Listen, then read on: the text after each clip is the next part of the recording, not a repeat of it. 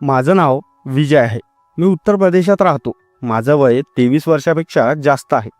दिसायला मी ठीकठाक आहे. माझं शरीर ना खूप जाड आहे ना खूप बारीक. चेहरा मोहरा देखील ठीक दिसतो. मित्रांनो, तरुण झाल्यावर ही मला अजून एकही गर्लफ्रेंड नाही आणि आतापर्यंत मला प्रेयसीही नशिबाला मिळाली नव्हती. तुम्हाला तर माहीतच आहे मित्रांनो, तरुणाईत माणसाच्या जीवनात वेगवेगळे वळणं येतात, नवीन नवीन बदल घडतात. त्या बदलामध्येच कुठेतरी ही घटना घडली. ही कथा माझ्या आणि माझ्या शेजारील काकींच्या दरम्यान घडली. त्यांचं नाव सपना आहे. तसं त्यांच्या आणि माझं काहीही पारिवारिक नातं नाही आहे. फक्त घरासमोर राहतात म्हणून लहानपणापासून आम्ही तिला काकी काकी म्हणत होतो. मी काकीचं नाव बदलून लिहिलं आहे. इतर शेजाऱ्याप्रमाणे ते माझे शेजारी होते. काकूचं आणि माझं चांगलं जमत होतं. मैत्री, गप्पा एवढंच नाही तर आजूबाजूच्या बायकांविषयी चुगल्याही काकू माझ्याजवळ करत होती. ही घटना माझ्यासोबत साधारण 1 महिन्यापूर्वी घडली होती. सपना काकी मला खूप आवडत होत्या आणि त्यांच्याशी बोलायचं स्वप्न मी गेल्या 3-4 वर्षापासून पाहत होतो. पण मला योग्य संधी मिळत नव्हती. अनेकदा योजनाही आखल्या, पण आतापर्यंत माझी कोणतीही योजना यशस्वी झाली नव्हती. असं यामागचं कारण होतं की त्यांच्या घराची गच्ची आणि आमच्या घराची गच्ची एकमेकांना जोडलेली होती. अनेकदा काकी गच्चीवर मला दिसायच्या. काकी दिसायला फारच सुंदर होत्या. गोरा वर्ण आणि त्यात हाईट 6 फुटाच्या आसपास. काकू जेव्हा पवन गच्चीवर काही काम करायला येत होत्या, मी त्यांना एकटक बघत राहायचो. त्यांनीही कित्येक वेळा मला नोटीस केलं, पण त्या काही बोलायच्या नाही. काकीचं वय साधारण 37 वर्षाच्या आसपास आहे. काकींना 2 मुलं आहेत, पण त्यांना पाहून असं वाटत नाही की त्या 4 मुलांच्या आई आहेत. त्यांचं शरीर पाहून कोणीही याचा अंदाज लावू शकणार नाही. त्यांच्या मुलांमध्ये 1 मुलगी आणि 1 मुलगा आहे. त्यांनी स्वतःला उत्तम राखलं आहे. कोणीही त्यांना पाहून त्यांचं वय सांगू शकणार नाही. जेव्हा जेव्हा मी त्यांना पाहायचो तेव्हा मनात खळबळ व्हायची. अनेकदा निमित्ताने त्यांच्या जवळ जाण्याचा, मैत्री करण्याचा प्रयत्न करायचो आणि त्याही अनेकदा आमच्या घरी यायच्या. अंगणात त्या खाली बसलेल्या असायच्या आणि मी गच्चीवरून काकींच्याकडे डोकावण्याचा प्रयत्न करायचो. वारंवार त्यांच्या घरी जाण्याचे निमित्त शोधायचो. माझा हेतू त्यांच्याशी मैत्री करायचाच असायचा.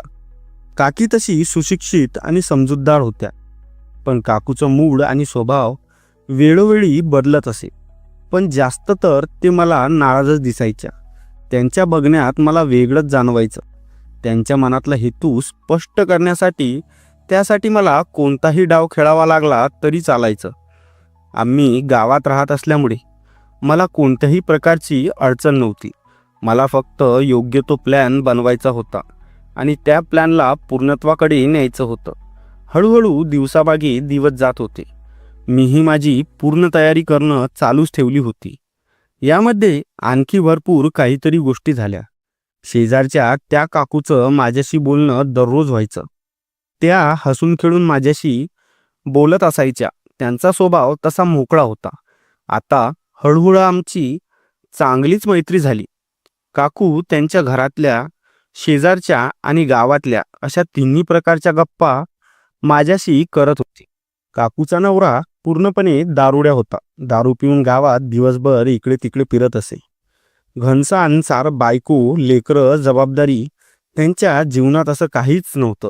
याउलट तिच्याच कष्ट कमाईच्या पैशामधून तो भांडण करून तिच्याकडून पैसे घ्यायचा. घरात काकूंनी चोरून ठेवलेले साठवलेले पैसेही तो पिठाच्या, तांदळाच्या डब्यामधून लंपट करायचा. काकूचे सासू सासरी, देर जेठ काहीच बोलत नव्हते. काकूच्याही माहेरी वेगळीच परिस्थिती होती, त्यामुळे काकू तिथून कुठे जाणार. त्यामध्ये ते मला एवढी आवडली होती की तिच्यासाठी मी काहीही करू शकलो असतो. काकू पण माझ्याशी आता खूपच प्रेमाने वागत होती. आमची मैत्री खूपच छान चालली होती. त्यामध्ये पैशाची देवाणघेवाण ही सुरू झाली होती. गरज पडल्या मी काकूला पैसे देऊन मदत करायचो. काकू पण माझ्याशी एवढं फ्री बोलायच्या की मला वाटायला लागलं होतं की काकूंना मी आवडतो. एक दुपारी मी गावातून एक रिकामा चक्कर मारून घरी आलो. जसा घरी आलो तसं बघतो तर काय, काकू समोरच उभी होती. काकू थोडी थकलेली आणि घाबरलेली दिसत होती. मी काही विचारणार या आधीच ती समोरून एकदम माझ्याजवळ उभी झाली. घामाने ती पूर्ण ओली झाली होती. तो सुगंध मला येत होता. ती घाबरत म्हणाली, विजय, मला अर्जंट 5,000 रुपयाची गरज आहे. माझी मदत करशील का? मी काही विचारणार बोलणार त्याच्या आधीच काकू म्हणाल्या, जरा लवकर दे ना, मला खरंच खूपच अर्जंट काम आहे. मग मी एकही प्रश्न केला नाही आणि घरात जाऊन माझं कपाट उघडलं. कपड्याच्या घडीमध्ये मी साठवून ठेवलेले पैशातून 5,000 रुपये काढून बाहेर आलो आणि काकूच्या हाती दिले. परत काही बोलणार तेवढ्यात काकूच थँक्स म्हणून घाईघाईत निघून गेली. मी काकूला नेहमी पैसे देऊन काकूच्या मदतीला यायचं. काकूही माझ्याकडे आता जरा वेगळ्याच नजरेने बघत होती आणि मला तर मनात हालचाल होतच राहायची. काकूसोबत नेमकं मनातला विषय कसा बोलायचा, काकूशी बोलण्याचा मी योग्य पर्याय शोधतच होतो. तेव्हाच माझं नशीब जेव्हा उघडलं, जेव्हा माझ्या चुलत बहिणीचं लग्न होतं. लग्नात काकूचा तोरामोरा वेगळाच होता, पण लग्नातही काकू माझ्यावर हवं तेवढं नीट लक्ष देत होती. त्यावेळी फेरे सुरू होते. फेरे झाल्यावर हिंदू रिवाजात लग्नानंतर एक रस्म असते. यात वरवधूला एक रस्म करावी लागते. देशी भाषेत याला कांगना खेळवणं म्हणतात. कांगना खेळवण्यात असं होतं की घर आणि शेजारच्या सर्व बायका जमून बसतात. मध्यभागी वरवधूला बसवलं जातं. एका मोठ्या ताटात किंवा थाळीत दूध आणि फुलं इत्यादी मिसळलं जातं. त्यात अंगठी किंवा इतर दागिना टाकला जातो. तो दागिना वर आणि वधूला शोधावा लागतो. जेव्हा ही रस्म सुरू होती तेव्हा काकी तिथे हजर होत्या. त्या माझ्यासमोरच होत्या.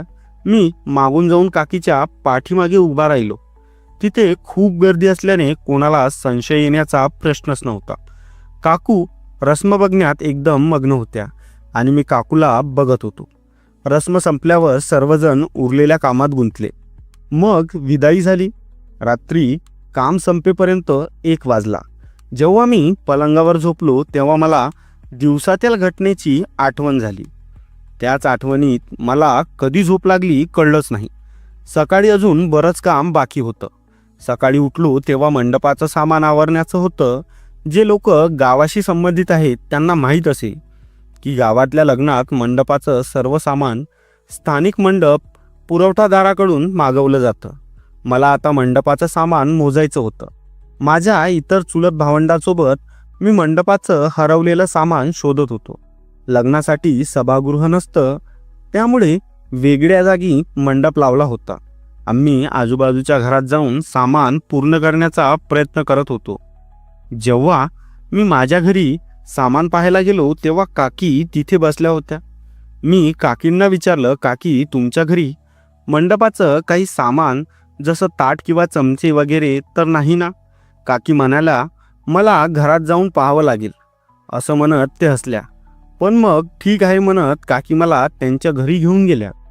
त्यांच्या घरी पोचल्यावर मी पाहिलं की काकींच्या घरी कोणी नव्हतं. त्या म्हणाल्या, ठीक आहे, बघ, मंडपाचं सामान तुला काही दिसतंय का? आणि जर तू मोकळा आहेस तर माझं एक काम कर. मी म्हणालो, हो काकी. त्या म्हणाल्या, मला शिद्यासाठी काही सामान आणायचं आहे. माझ्यासोबत येऊ शकतोस का? मी म्हणालो, काकी, आता मी लग्नाच्या कामात व्यस्त आहे. ते काम संपवून मी तुमच्यासोबत येईल. त्या म्हणाल्या, ठीक आहे, मी तुझी वाट पाही. मी म्हणालो, एकदा परत मंडपाचं सामान तरी पहा. त्या म्हणाल्या, माझ्या घरी काही सामान नाही. त्यानंतर मी काकींच्या घरून निघालो. 20 मिनिटांनंतर काम संपवून मी पुन्हा त्यांच्या घरी गेलो. मी काकींना बाहेरून हाक मारली. त्या बाहेर आल्या तेव्हा मी म्हणालो की चला तुम्हाला शिद्याच्या दुकानावर घेऊन जातो. त्या तयार झाल्या. मग आम्ही दुचाकीवर निघालो. मागे बसलेल्या काकींनी लग्नाची गोष्ट काढली. काकी म्हणाल्या, लग्नात खूप मज्जा आली. विजय, मी काकींची होकार भरत होतो. दुचाकीवर बसलेल्या काकींचे सामान माझ्या पाठीला लागले होते. आम्ही लग्नामधील गप्पा मारत चाललो होतो. अशा गप्पा मारत शिद्याचं दुकानही आलं. शिद्याच्या दुकानावर जाऊन मी रांगेत शिधापत्रिका राशन कार्ड दिली. काही वेळाने माझा नंबर आला. शिधा दुकानदाराने सांगितलं की ही शिधा पत्रिकेचा क्रमांक चुकीचा आहे. त्याने आम्हाला 10 मिनिटं वाट पाहायला सांगितलं. मी खुश झालो. आता मला काकीसोबत आणखी थोडा वेळ घालवायची संधी मिळाली होती. आम्ही दोघे बाजूला जाऊन उभे राहिलो. काकींशी बोलताना मी पुन्हा माझ्या बोलण्याने त्यांना हसवायला सुरुवात केली आणि आम्ही लग्नात आलेल्या काकूंच्या काही जुन्या मैत्रिणींच्या चुगल्याही केल्या. इतक्यात शिद्याच्या दुकानवाल्याने आम्हाला हाक मारली. आम्ही शिधा घेतला आणि मग आम्ही शिधा घेऊन घरी यायला लागलो. काकूच्या बोलण्यावरून वाटत होतं की काकी कदाचित आता माझ्या मनातलं सांगितलं तर मान्य करतील, पण मी पूर्णपणे खात्रीलायक नव्हतो. त्यामुळे अजून थोडं संयम ठेवणं बाकी होतं. थोड्याच वेळात आम्ही परत घरी परतलो. काकींच्या घरी येऊन मी शिधा राशन ठेवला आणि निघायला लागलो. काकी म्हणाल्या, कुठे चाललास? मी म्हणालो, काकी घरी काही पाहुणे आहेत, त्यांच्याकडे चाललो आहे. काकी म्हणाली, बरं बरं, आरामात जा. पण मी जसा घराबाहेर पडायला लागलो तसंच मला आतून भांडी पडायचा धडाम आवाज आला. मी जाऊन बघितलं तर काकू खाली पडल्या होत्या आणि आई ग मेले ग असा आरडाओरडा करत होत्या. मी लगेच जाऊन काकूंना उचललं आणि समोरच खुर्चीवर बसून त्यांना विचारलं, लय लागलंय का? काकूंनी माझ्याकडे बघितलं आणि म्हणाली, तुला काय वाटतंय? मग मी काय उगीच आरडाओरडा करते का? आणि हसली. काकींना घरात एकटं पाहून माझ्या मनात काय झालं काय माहीत. मी काकींना मागून मिठी मारली. त्या एकदम घाबरल्या. काकी म्हणाल्या, हे काय करतोस? मी म्हणालो, काकी माझं तुझ्यावर प्रेम आहे. त्या म्हणाल्या, तू वेडा झाला आहेस का? सोड मला. मी मागे हटलो. नाही. काकी पुढे सरत म्हणाल्या, विजय मी तुला माझ्या मुलासारखं मानते. काकीचं बोलणं ऐकून मी त्यांना सोडलं आणि मागे सरलो. मी काकींना म्हणालो, सॉरी काकी, आणि परत त्यांना जवळ ओढलं. तेव्हा मात्र काकूंनी मला 2 कानाखाली झापड ठेवून दिल्या आणि हे चुकीचं माझ्याशी का वागतोय विचारलं. मलाही राग आला. म्हणून मग मी बोललो, हो का ग, मदत लागली तर मी, काही काम असलं तर मी, आणि पैसेही द्यायचे असतील तर मी. तेव्हा पैसे घेताना नाही दिसलं का माझं प्रेम? एवढं बोलत असतानाच काकू म्हणाल्या, तू मला एवढं चुकीचं समजतोस का? मी का तुला तसली वाईट वाटते का? छी छी. खरं तर मला तुझ्याशी मित्रासारखं वागायला पाहिजे नव्हतं. तुला आपल्या सुखदुःखात सहभागी करायचं नव्हतं. मी चुकले. आज तुम्हाला असं समजलं? लवकर निघून जा इथून, काकू रागात म्हणाली. मी पटकन तिथून निघून घरी आलो. ती रात्र माझी घाबरत कशी तरी लोटली. रात्रभर मला झोपच आली नाही. सकाळ झाली. माझी चुकी माझ्या लक्षात आली होती आणि मला काकूंची माफी मागायची होती. जेव्हा मी सकाळी घरी असतानाच काकू माझ्या घरी आली. माझा हात पुढे केला आणि माझ्या हातावर एक पैशाचं गोळा केलेलं पाकिट ठेवलं. म्हणाली, हे आहेत तुझे पैसे 5,000 रुपये आणि व्याज पण आहेत 500 रुपये.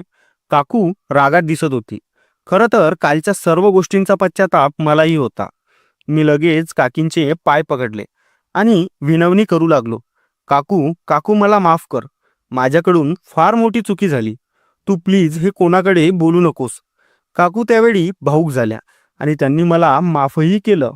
आता सुद्धा आम्ही एकदम छान मित्र आहोत. तर मग मित्रांनो, कशी वाटली तुम्हाला ही कथा? मला कमेंटमध्ये सांगा आणि व्हिडिओ आवडल्यास एक लाईक आणि चॅनलला सबस्क्राईब करायला विसरू नका. परत भेटू अशाच एका नवीन कथेत.